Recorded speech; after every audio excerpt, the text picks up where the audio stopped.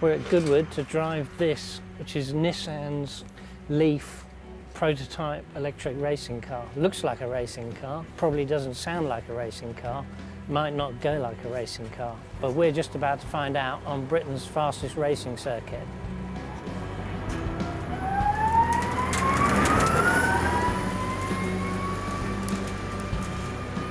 So, what's it like to drive? Weird, really. Everyone talks about it being quiet, but it isn't when you're inside it. It makes a loud whining noise. I wonder what noise it makes outside.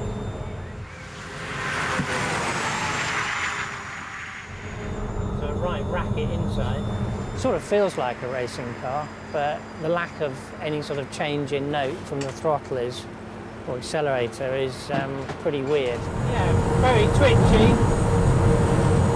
I'm now flat out, I don't know how fast we're going. It's a bit quicker than I thought it was. I don't believe this is a standard Leaf setup. They must have tweaked something.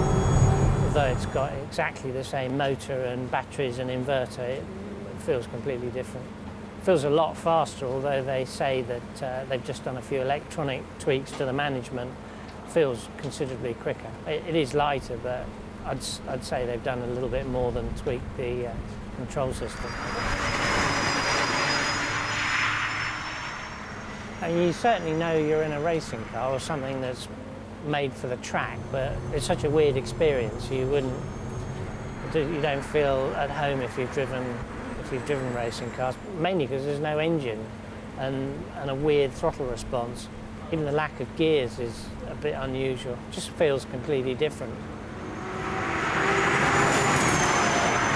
It's reasonably fun to drive, but it's not going to convert people who don't like electric cars. But if you had 12 of them out on the circuit and you're racing each other, it'd be good fun. But then racing 2CVs, lawnmowers, pretty much anything is good fun. But you're not going to get an adrenaline buzz from driving it on your own. Certainly not if you've driven something like a Caterham or an Atom.